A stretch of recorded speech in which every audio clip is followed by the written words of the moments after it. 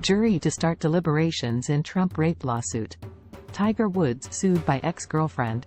Westminster dog show finals, and more morning headlines. Jury in New York City is set to begin deliberations in a civil trial over advice columnist E. Jean Carroll's claims that Donald Trump raped her in a luxury Manhattan department store. The judge will read instructions to the 9-person jury for about an hour Tuesday before jurors begin discussing the civil claims of battery and defamation. If they believe Carroll, jurors can award compensatory and punitive damages. Trump has insisted he never sexually assaulted Carroll or knew her. He didn't attend the trial. Carroll's attorney urged jurors to believe her client. Officials from the party of Pakistan's former Prime Minister Imran Khan say he has been arrested as he appeared in a court in the capital, Islamabad, to face charges in multiple graft cases.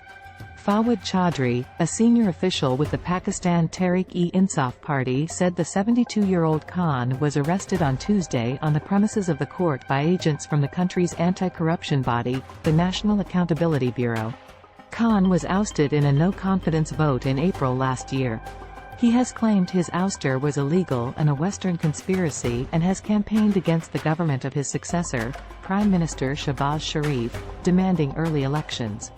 Before President Joe Biden and congressional leaders can even try to avert an unprecedented U.S. government default, their initial challenge on Tuesday will be to agree on what exactly they're talking about as they hold their first substantive meeting in months. With the government at risk of being unable to meet its obligations as soon as June 1, Republicans are hoping to negotiate sweeping cuts to federal spending in exchange for allowing new borrowing to avoid default. Biden is set to reinforce his opposition to allowing the country's full faith and credit to be held hostage to negotiations. Expectations for a breakthrough are low. President Vladimir Putin has declared that the West has unleashed a real war against Russia. The Russian leader reprised the familiar refrain at scaled-down Victory Day celebrations that may reflect the toll the Ukraine conflict is taking on his forces.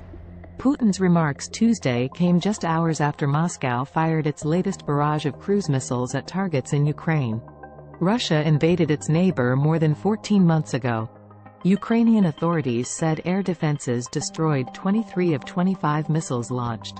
The Israeli military says it has killed 3 senior commanders of the militant Islamic Jihad group in targeted airstrikes.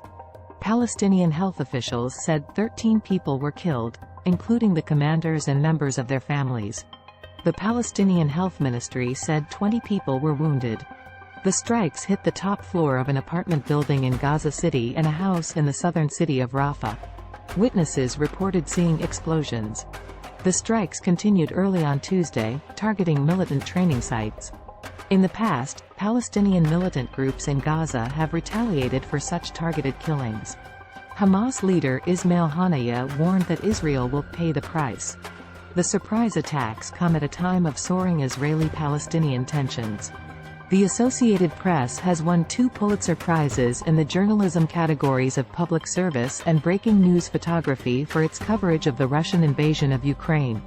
The app's coverage of the siege of Mariupol was credited with saving thousands of lives. Al.com, based in Birmingham, Alabama, won Pulitzers for editorial writing and local news coverage. The New York Times also won for Ukraine coverage. It and the Los Angeles Times won 2 Pulitzers. The Washington Post, The Atlantic, The Wall Street Journal, Mississippi Today, and Gimlet Media also won awards. The Pulitzers annually honor the best in journalism.